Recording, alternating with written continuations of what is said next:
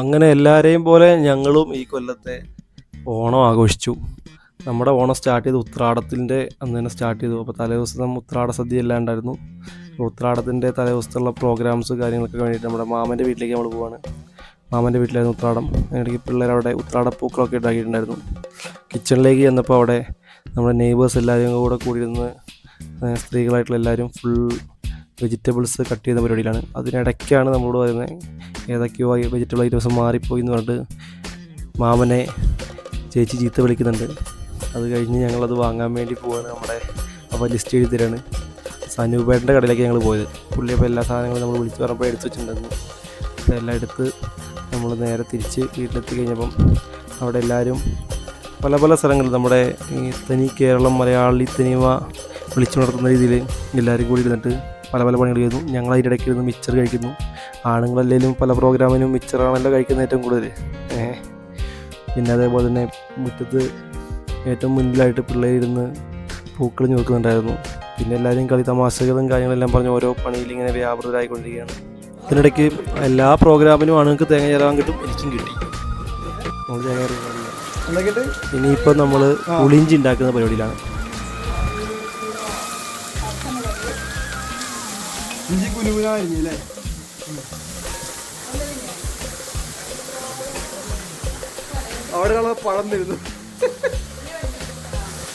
തലേ ദിവസത്തെ എല്ലാ പരിപാടികളും കഴിഞ്ഞ് എല്ലാവരും പോയപ്പം 12 മണി 1 മണിയൊക്കെ ആയെങ്കിലും എല്ലാവരും രാവിലെ തന്നെ എത്തി ചോറിൻ്റെ കാര്യങ്ങളെല്ലാം ചെയ്തുകൊണ്ടിരിക്കുകയാണ്. അതിനിടയ്ക്ക് നമ്മളോട് പറഞ്ഞു ഇനി ചോറല്ല, ഇനി അടുത്ത് പായസമാണ്. പായസത്തിന് 2ാമത്തെ സെറ്റ് തേങ്ങ പൊട്ടിക്കലും ചിരകലും നടക്കാൻ വേണ്ടി പോവാണ്. അതിന് മുന്നേ തന്നെ അപ്പോൾ നമ്മൾ ഇത് തേങ്ങ പൊട്ടിച്ച് കഴിഞ്ഞപ്പം കല്യാണരാമനിൽ ദിലീപ് പറയുന്ന മാതിരി ആദ്യം ഗണപതിക്ക് കൊടുത്തിട്ട് വേണമല്ലോ തുടങ്ങാൻ. അപ്പോൾ നമ്മുടെ ഗണപതി മാമനായതുകൊണ്ട് ഞാൻ മാമന് ആദ്യം തന്നെ കൊടുത്ത് എല്ലാ സർവ്വവിഘ്നങ്ങളും തീർക്കണേ എന്ന് പറഞ്ഞ് കൊടുത്ത് പുള്ളീനെ തൃപ്തിപ്പെടുത്തിയിട്ടുണ്ട്. ഇനി നേരെ നമ്മുടെ പായസം ഉണ്ടാക്കാനുള്ള ചെമ്പ് കഴുകണം.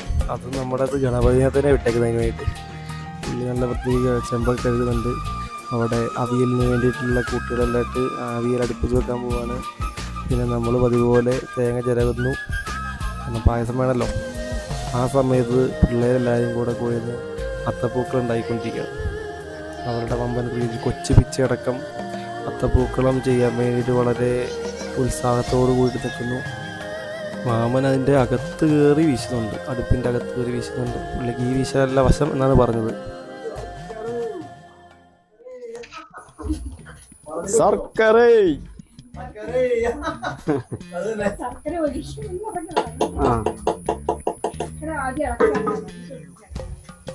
ശർക്കര ആദ്യം ഇളക്കാട്ടോ, എന്നിട്ട് നിങ്ങൾ ഒഴിക്കാൻ പോവാണേ.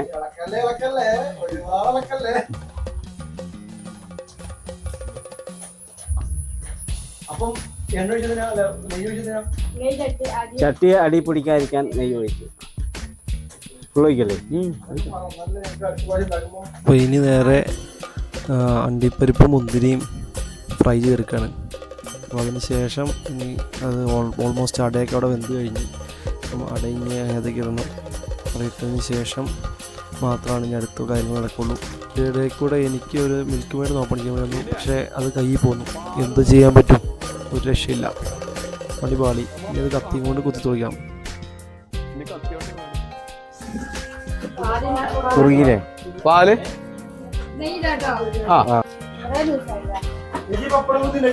അപ്പൊ ഞങ്ങള് അട ഇടാൻ പോവാണ്.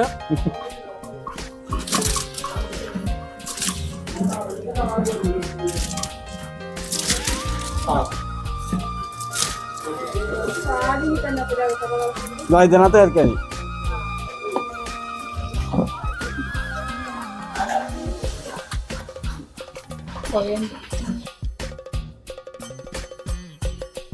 അപ്പൊ ശർക്കര കുറുങ്ങിട്ടോ നമ്മള് 2ാം പാല് ഒഴിക്കാണേ.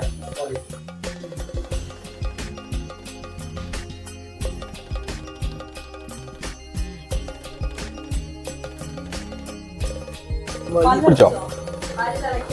പാൽ തിളച്ചില്ല? അയ്യോ, അത് ചൂട് ആറണേ നോക്കില്ല, ചിലപ്പോ പിരിയാൻ സാധ്യതയുണ്ട്. ഇത് അപ്പേക്ക് ചൂടാറും. അതിപ്പോ നേരത്തെ തന്നെ പറയാൻ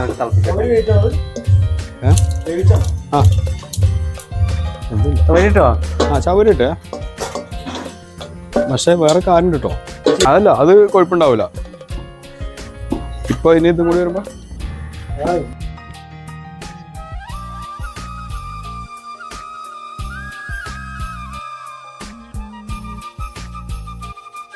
അല്ലേ കൂട്ടിട്ട് ഇത് ഒഴിച്ച് നോക്കാം. ആ ഒഴിച്ചു വെച്ചോ. ഇത് ഏതായാലും ഒഴിച്ചു വെക്കാം. ഇത് ഒഴിച്ച് നോക്കും.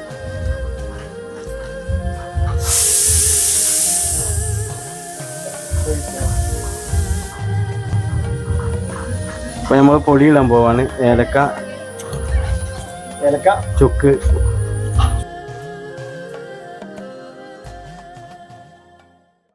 പരിപ്പ്, എല്ലാരും വാങ്ങോ. വെങ്കായം വെങ്കായം, ആ ഇനി നെയ്യില്ലേ ബാലൻസ്, അതുകൊണ്ട് കമത്ത് പായസത്തിന് നെയ്യ് കൂടി തൊട്ട് കുഴപ്പമില്ല.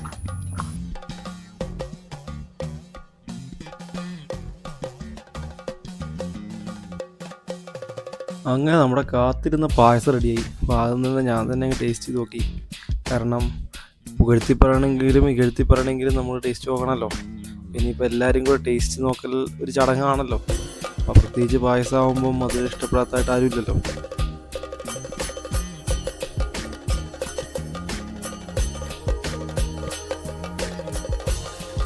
ഓണം ഇതാ പായസം റെഡി ആയിക്കൊണ്ടിരിക്കുകയാണ്. ഇനി നമുക്ക് സദ്യ ഇത് കഴിഞ്ഞിട്ട് സദ്യൻ്റെ പരിപാടികൾ നോക്കണം. അതൊക്കെ കഴിച്ച് കഴിഞ്ഞിട്ട് നമുക്ക് എന്താക്കാം സ്മിത ചേട്ടാ, ഓണത്തല്ലോ ഓണക്കളിയോ എന്തെങ്കിലുമൊക്കെ കളിച്ച് ഇങ്ങനെ പോവാം.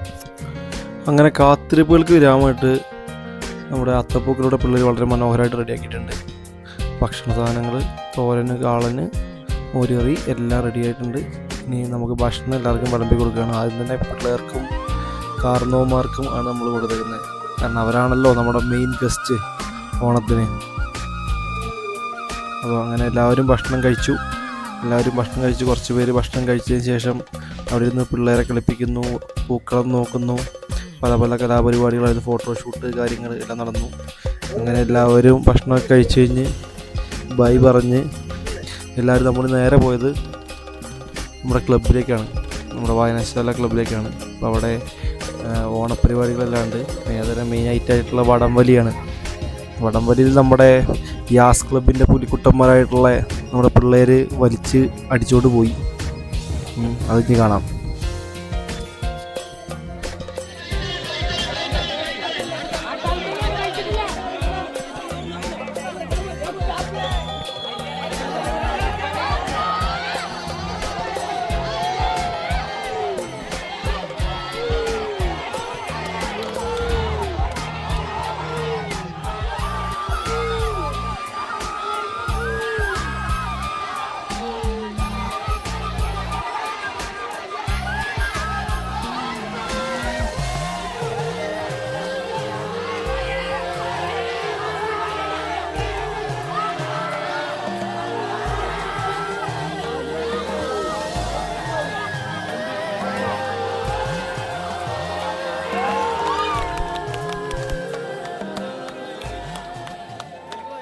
അങ്ങനെ നമ്മൾ വീണ്ടും മാമൻ്റെ വീട്ടിലേക്ക് തന്നെ പോയതിന് ശേഷം, കാരണം അവിടെ നമ്മുടെ നാട്ടിൽ എങ്ങനെയാണെന്ന് വെച്ചാൽ എന്തൊക്കെ പ്രോഗ്രാം ഉണ്ടെങ്കിലും നമ്മൾ ഉച്ചക്കത്തെ ഫുഡ് മാത്രമല്ല വൈകുന്നേരത്തെ ഫുഡും കൂടെ ഉണ്ടാക്കും. കാരണം എല്ലാവരും ഇതിനുവേണ്ടി ഫുഡ് ഉണ്ടാക്കിയിട്ടുണ്ടാവും. ഇപ്പോൾ രാത്രി ആർക്കും ഭക്ഷണമൊന്നും ഉണ്ടാവില്ല.